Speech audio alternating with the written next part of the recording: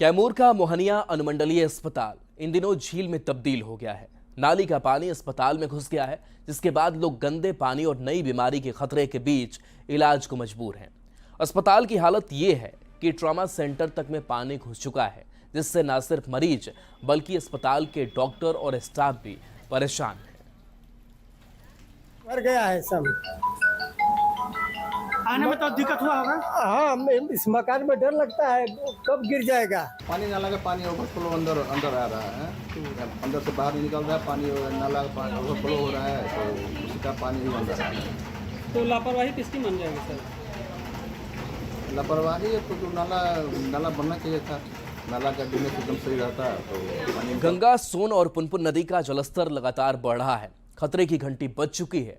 जल संसाधन विभाग के ताज़ा रिपोर्ट के अनुसार गंगा और सोन नदियों का जलस्तर कई स्थानों पर या तो खतरे के निशान को पार कर चुका है या उसके बेहद करीब है। इस स्थिति ने प्रशासन की चिंता बढ़ा दी है और लोगों से सतर्क रहने की अपील की गई है।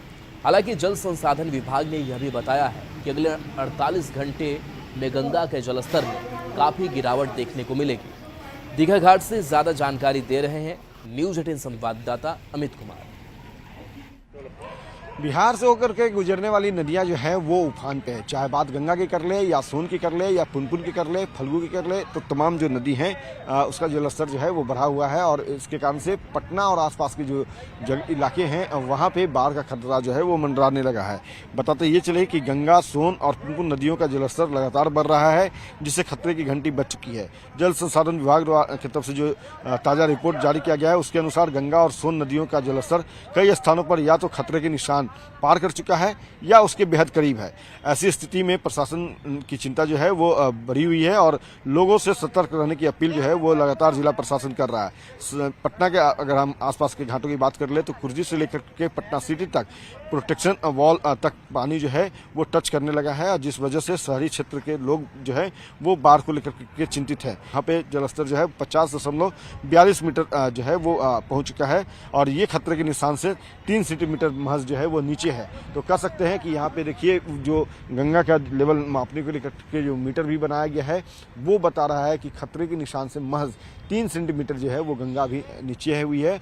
लेकिन अगर हम बात पूरे आसपास के इलाके की करें तो गंगा हो या सोन हो या पुनपुन हो, सभी नदियों का जो लेवल है वो खतरे के निशान से लगभग करीब है, या तो ऊपर या लगभग करीब है। और इसके कारण से पटना और आसपास के इलाके में जो कह सकते हैं कि बाढ़ का खतरा जो है वो मंडरा रहा है। तो फिलहाल गंगा जो है वो चिंता बढ़ा रखी है जिला प्रशासन की, लेकिन ये चिंता की लकीर जो है वो 48 घंटे के बाद हो सके, क्योंकि जल संसाधन विभाग ने ये संभावनाएं जताई है वाटर लेवल के रिकॉर्ड को देखते हुए। तो उनका कहना है कि अगले 48 घंटे के बाद ये चिंता की लकीर जो है वो मिटेगी और लोग राहत की सांस लेंगे। कैमरा पर्सन अजय दुबे के साथ अमित कुमार, न्यूज़ 18 पटना। भागलपुर में बाढ़ से 6.5 लाख से ज्यादा की आबादी प्रभावित हो चुकी है।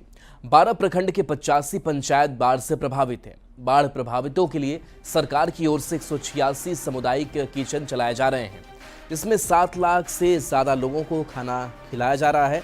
पॉलिटेक्निक कॉलेज के ग्राउंड में भी बाढ़ राहत केंद्र बनाया गया है। लोगों ने व्यवस्थाओं के लिए सरकार को धन्यवाद दिया है।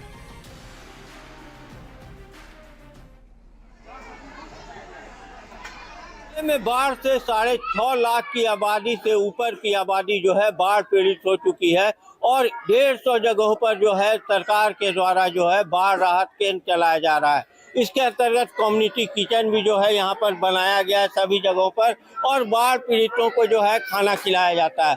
आप देख सकते हैं कि ये पॉलिटेक्निक कॉलेज का जो है बाढ़ राहत केंद्र है और यहाँ पर जो है कम्युनिटी किचन है। ये इसमें देख लीजिए आपकी सब्जी बना हुआ है, आलू, मटर और सोयाबीन है, ये जो है यहाँ पर रखा हुआ है।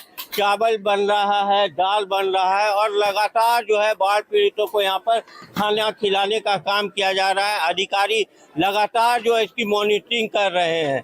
अधिकारी हैं, हम बात करते हैं। सर, क्या क्या खाना दिया जाता है, कितने लोगों को? लगभग 1200 लोग को दिन में, चूँकि दिन में बहुत सारे लोग अन्य जैसे मवेशी को लेकर चले जाते हैं फील्ड में, तो वो लोग नहीं भी खाते हैं, और रात में 1300-1400 आदमी। 1300।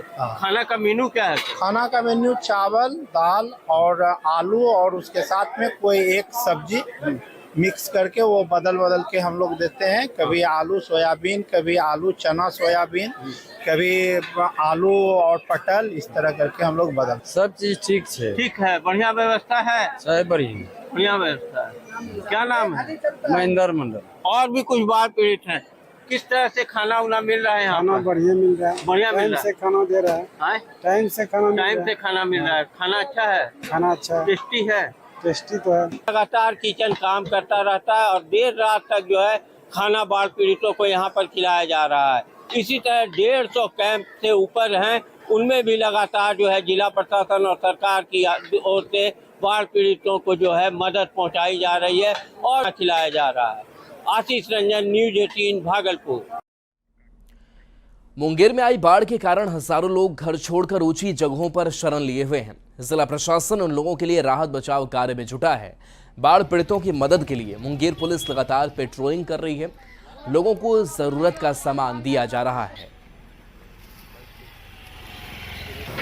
मुंगेर जिला अंतर्गत जहाँ पे कैंप इस्टेब्लिश किया गया है और जो बाढ़ प्रभावित क्षेत्र है वहाँ पे कई लोग अपने घरों से निकल करके कैंप में भी आए हुए हैं रहने के लिए और अपना सामान वगैरह भी उनका उस तरह से डिस्प्लेस हुआ है। तो उस सभी एरिया में हम लोगों की गश्ती और पुलिस की प्रेजेंस वहाँ पे है ताकि किसी भी तरह की कोई घटना वहाँ पे ना घटित हो और हम लोग जो भी सहायता दे सकते हैं बाढ़ प्रभावित क्षेत्र में पीड़ितों को, वो पुलिस उसके लिए तत्पर काम कर रही है। ऐसे बाढ़ प्रभावित जो है वार्ड 1, 2, 5, 7, 13 सभी में पदाधिकारी सभी प्रशासनिक स्तर से बहुत अच्छे सेवा का तत्पर करते रहते हैं और प्रशासनिक लोग आते जाते रहते हैं में से और गश्ती भी देखा जाता है। रात में जैसे लेट हो जाता है हम लोग को बांटने उठने में, हम लोग को मदद पुलिस प्रशासन मदद भी करते हैं। जी हाँ, हमारे प्रशासनिक शक्ति तत्पर हैं जनता के लिए, हर हमेशा अपनी निगरानी में भोजन को जी गश्ती होती है, भोजन बंटवा रहे हैं और जनप्रतिनिधिगण सहयोग में हैं, हम लोग पूरा सहयोग में हैं। और चलिए